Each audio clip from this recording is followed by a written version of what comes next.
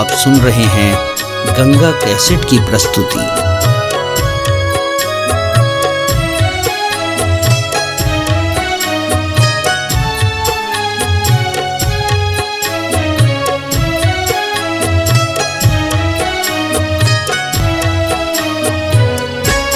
भोले बाबा देशवा के कसहूँ बचाई, ई कोरोनावा से जियल नहीं जाई। जैसे पियनी विष वैसे पीह जाई, ई कोरोनावा से जियल नहीं जाई। भोले बाबा देशवा के कसहूँ बचाई, ई कोरोनावा से जियल नाही जाई।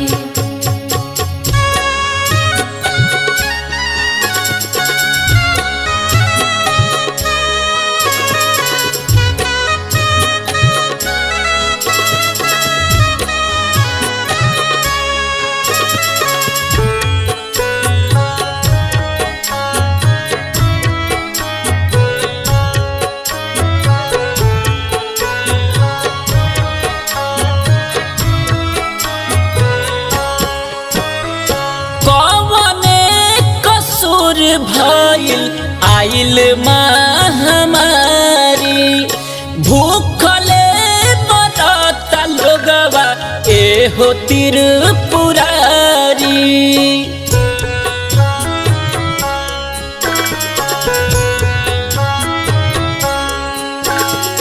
कवने कसूर भइल आइल महामारी, भूखले लोगवा एहो त्रिपुरारी। कि जैसे पियनी विष वैसे पीह जाई, ई कोरोनावा से जियल नहीं जाई। भोले बाबा देशवा के कसहूँ बचाई, ई कोरोनावा से जियल नहीं जाई। भोले बाबा देशवा के कसहूँ बचाई, ई कोरोनावा से जियल नाही जाई।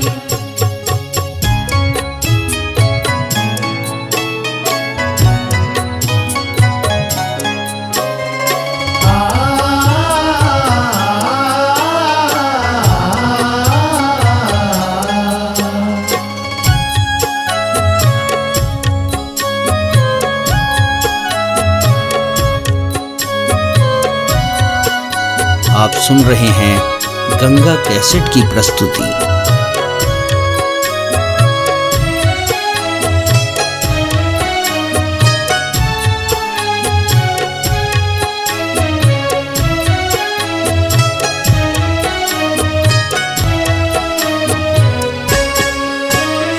दुश्मन कोरोनावा के आगे में रहुआ झोंक दी,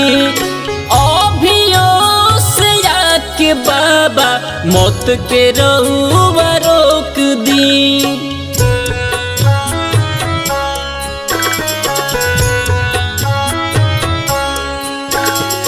दुश्मन कोरोनावा के आगे में रहुआ झोंक दी, अभियो से आके बाबा मौत के रहुआ रोक दी।